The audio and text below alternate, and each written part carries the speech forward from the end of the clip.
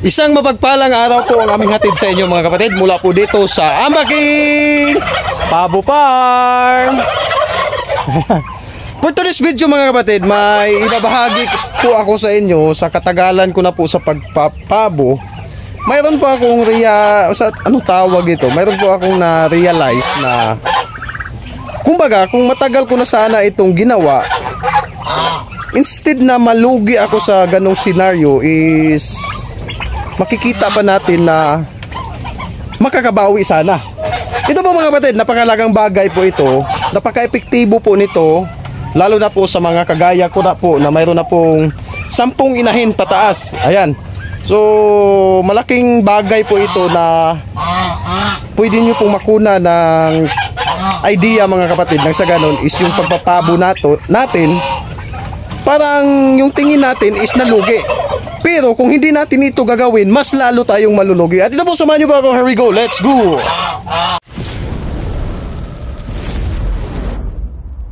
Ito po mga kapatid, ito po yung realization ko po sa ngayon na dati is hindi ko po ginagawa. Sino po sa atin mga kapatid, yung may mga alaga na po tayong pabo, once nakita natin na may dinaramdam po sila, yung ginagawa natin ng paraan para sila ay gumaling. Ayan. Pero kalaunan, instead na gumaling, gumasto na tayo sa gamot.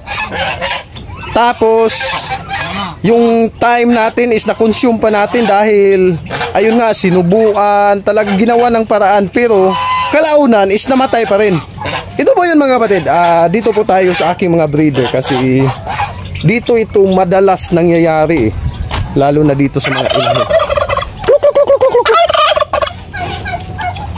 Iwan ko lang mga kapatid, pero realization ko kasi ito kaya naisip ko po na ibahagi sa inyo dahil alam ko po sa ngayon marami-rami na po yung gustong sumubok, nag-aalaga na po, yung iba nagbabalak na mag-alaga ng pabo.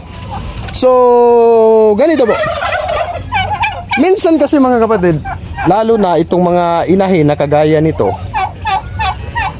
minsan may nakikita po tayo na andun sa sulok, ayaw kumain. So yung agad na pumapasok sa ating isip is gagamutin natin dahil sayang. Pero ayun nga, yung realization ko po mga kapatid, ginamot, ginugulan ng oras para gumaling, pero kalaunan namamatay pa rin. So ito po yung ibabahagi ko po sa inyo mga kapatid. Nang sa ganon is instead na mamatay yung pabo na yun, pwede pa nating mapagkitaan, mapakinabangan, at hindi masayang. So lalo na po sa mga kapatid natin na may aral po ng Diyos na hindi po kumakain ng double dead. Ayan. So yun po talaga sa kagaya ko po na hindi po kumakain ng double dead. Liba na lang doon sa iba, kahit patay na, kinakatay pa rin nila. So ito po yun mga kapatid, papakita ko po sa inyo. Bibigyan ko po kayo ng sample. Yung ating gagawing sample siguro si Tik-Tik na lang. Asa na to si Tik-Tik? To. Ali Tik! Tik-Tik, ali. Ayan, so mga kapatid, nahuli ko na po si Tik-Tik. Ito po yung ating isa sample. Kaya lang maputik yung kanyang paa. Paano to? O atin na lang ibababa ng konti yung camera. Tapos ipapatong natin si Tik-Tik sa balde. So napakaganda ng ating model mga kapatid, si Tik-Tik. Malambing, maamo, tapos hindi siya magalaw. So ito po yung gusto ko pong ibahagi sa inyo mga kapatid dahil namatayan na po ako ng semi-pure butod-breasted na inahin. Ayun. So nung una nakita ko parang may something. So sa karanasan ko na po sa pagpapabo mga kapatid, ang na-realize ko po mga kapatid, kahit gaano natin kagaling mag-alaga, mayroon po talagang nagkakasakit sa ating alagang pabo. Ang problema lang, hindi natin ma-admit sa ating sarili na kumbaga part na po talaga yan ng ating pag-aalaga ng pabo. Mayroon po talagang malalagas, magkakasakit na hindi natin kayang gamutin. So, ayun, nanghihinayang kasi ako sa inahing broad-breasted at saka sa inahing semi-pure. Nakita ko po na may dinaramdam po siya. Ayun, ginamot ko po, gumaling, umabot ng ilang buwan, bumalik at ando na. Natuluyan na po talaga siyang namaalam. So, ayun, parang nanghihinayang ako dahil gumastos ako ng oras sa lapi, pambili ng gamot, tapos namatay pa rin. And then, nung nakaraang araw, ayun na, mayroon po akong inahin doon na nakita ko po na ganun yung senaryo. Yung parang ganito, yung ganito yung tsura ba? Ayan, tapos ayaw kumain, tahimik. Pero itong katiktik, iba ito dahil ito sa kanyang paglalambing. Kaya ganito yung kanyang hitsura. Diba, Tik? Andon, kumbaga, pinag-analyze ko po, dumating na po yung punto na yung mga karanasan ko po dati is, oo nga no, ano ba dapat yung gawin? So pumasok po sa aking isip mga kapatid na kinuha ko po yung inahin, kinapa ko po yung likod kasi mayroon na akong karanasan. Ano yung sintomas ng nabasagan ng itlog? Ayun, yung sakit sa atay. Tapos itong pangatlo mga kapatid is ito po yung parang nakanseros yung kanyang bahay bata o yung ovaryo siguro, anong magandang term, iwan ko lang. Kumbaga yung kung ganito kahaba yung bituka, yung sa portion na may parang nagpaikot-ikot, kumbaga para pong yung dating is banda sa appendicitis ng tao. Ayun, yung may iksis na bituka. Ayun, kumbaga doon parang nagkanseros po yun. Iwan ko lang kung ano yung dahilan. So, ayun na. So, hindi na, kumbaga sa aking isip is dumating na po sa punto na hindi na po ako manghihinayang na once may makita po kong pabo na ganun yung senaryo, kumbaga mahina, nagkasakit. Kasi nga dumaan na po sa akin yung karanasan ko po na ginamot, gumaling, ngunit karaan ng ilang buwan, nagkasakit ulit, ayun, namatay. Kumbaga, nasayang. Double impact pa, gasto sa panahon, sa oras, sa salapi, tapos parang sa puhunan ng pabong yun. So, balik tayo doon sa inahin na ayun, kumbaga parang naging bigla na lang akong marang matapang. Ayan, ganun na lang.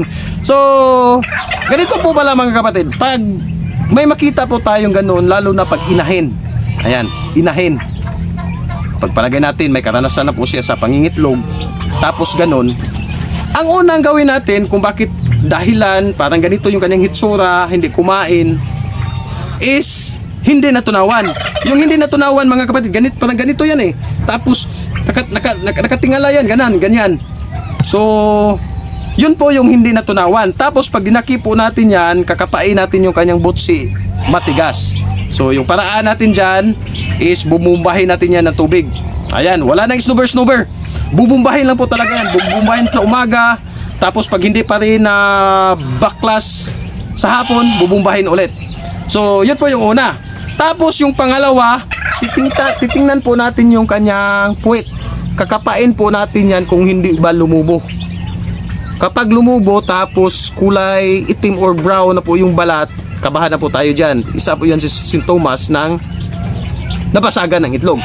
Once nabasagan ng itlog mga kapatid, ang masasabi ko po is totally katay na po talaga yan pag nakita po natin. Ang isang pwede natin gawin dyan, kung hindi po tayo satisfied, kung baga hindi pa po malala yung kanyang nabasagan, itong kamay natin mga kapatid, hintotoro, ipapasok natin yan sa loob. Either maghugas tayo or gumamit tayo ng gloves or guantes. Ayun, pero sa akin wala akong guantes minsan eh, wala talaga eh. So naghuhugas na lang po ako ng kamay. Ipapasok ko po ito sa puwit ng inahing pabo mga kapatid. Pag nabasagan po yan, pabaho po yan yung loob. Iba po yung amoy ng kanyang dumi kumpara po doon sa ilalim na parang naging kanseros. Ayan. So, pag ganun po, matik na yan mga kapatid. Katayin nyo na lamang po. Hindi pa nalapatan ng antibiotics o anumang gamot. At hindi pa po siya masyadong payat. Kumbaga, mapapakinabangan pa po talaga. So, yung pangatlo mga kapatid is yun pong naging kanseros po yung kanyang bituka. Yung doon sa bandang paikot-ikot na. So, nung nakarang araw po mga kapatid, yung sinabi ko po sa inyo na inahin na kinuha ko po, doon ko po na visualize mga kapatid, itong pangatlong sakit ng inahin is ito po yung parang makanseros yung kanyang bahay bata. Hindi po siya, kumbaga hindi naman siya nabasagan. Iwan ko lang kung ano po yung root cause. Nang kinapa ko po mga kapatid, nang bumao na po itong aking hintuturo ganito, makakapa po natin na tumigas po yung bituka. Ayan. So, magkaiba po yung nabasagan kumpara po sa itong yung bago ko pong na-discovery. Basta mga kapatid, ito na lang kung may makita po kayong inahin na nanghina mga kapatid. Ayan. Siguro para po ito sa mga hindi tawag dito, hindi mahina yung sikmura. Yan po yung aking maipapayo sa inyo mga kapatid. Ayan, kapain. Kung pwede is ipasok niyo po yung hintuturo. Sa amoy pa lang, sa makakapa nyo po natigas sa ilalim, malalaman nyo po kung nabasagan or yung kanseros po yung kanyang lamang loob. So, ayun. Ang naging problema lang is, kumbaga, pinatagal ko ng kunti kaya umabot na po sa punto na payat na po ng kunti yung pabo. Nung kinatay ko po, ang kanyang timbang na linis is 1.5 na lang kilograms. So, payat po talaga mga kapatid. Maliit na lumiit po yung inahin na yon. So, ito po ang kumbaga kung atin pong susuriin base po doon sa inilatag at sinabi ko po sa inyo. Kung mayroon po tayong mga pabo mga kapatid na nakita natin, kahit materialis pa po yan mga kapatid, parang something po ginamot mo, gumaling tapos bumalik ulit. So, para po sa akin mga kapatid, ang application ko po niyan dito sa aking pagpapabo, kakatayin ko na po yan nang sa gadon is mapakinabangan. So, ito nga, kung isipin mo, saan yung lugi? Yung napakinabangan pa or yung gumasto ka ng oras, gamot, tapos namatay pa siya?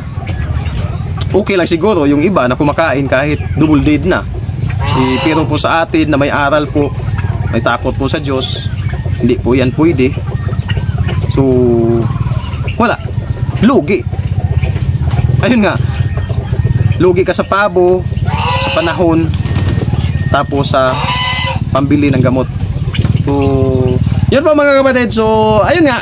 Kayo na pong bahala. Ano po yung masasabi ninyo? Pero, yun po yung pinaka-epektibo po talaga mga kapatid para nang sa ganon, instead na malugi talaga tayo, ayun na lang, katayin na lamang po mga kapatid hanggat papapakinabangan pa. Ang mas maganda is yung hindi pa po natin nalapatan ng gamot. Ayan. So dito sa akin, pag may nakita po ako na mahina, so ayun. So pagdating naman po doon sa may tama ang atay mga kapatid, so hindi natunawan, yun po yung ating i-check, hindi natunawan, nabasagan ng itlog, kanseros yung kanyang bituka, tapos yung pang-apat is yun pong sakit sa atay. So madali lang po natin yung makikita yung sakit sa atay, lalo na yung paglalaki mga kapatid, yung mga mag-iedad ng 3 buwan, 4 na buwan. Ayun, ang unang sintomas na makikita natin yan, maputla, ayaw kumain, kulay yelo yung kanyang dumi. Ayan, kabahan na po tayo niyan, may tama po yan sa atay.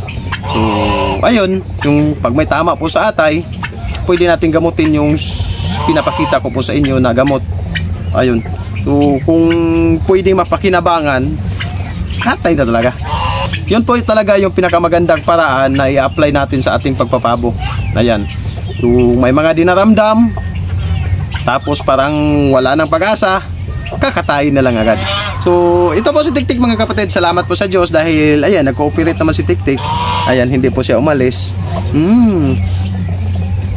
Marami pong natutuwa nito mga kapatid pag pumupunta po dito sa aking pabuhan, kasi nag-i-entertain po ito si Tiktik, lumalapit kapag may mga taong pumupunta dito. Lumalapit po ito, hindi po ito natatakot. Talagang kumbaga kung sa pusa pa, bumabaiid. Tignan. So ayun naman po mga kapatid, sana po nakatulong ito lalo na po sa mga may balak mag-alaga ng pabo, sa nagpapabo na po. Ayun, para hindi po tayo madouble kill. Namatay na, nagagumasto pa. Oh, para sa akin, kakatay na lang nang hindi ka pa gumasto. Tapos kumbaga, kung mayroon ka mang kaunting talo doon, kunti lang. Kumpara sa itinapon mo na yung pabo dahil namatay, tapos gumasto ka pa ng oras at gamot, yun, triple kill. So hanggang dito na lang mga kapatid, maraming salamat po sa inyo sa patuloy na panonood, pagsuporta po sa aking channel. Hanggang dito na lamang po, lagi niyo pong tandaan na ang paggawa ng mabuti ay di nagbubunga ng masama. Salamat po sa Diyos, pag-ibig.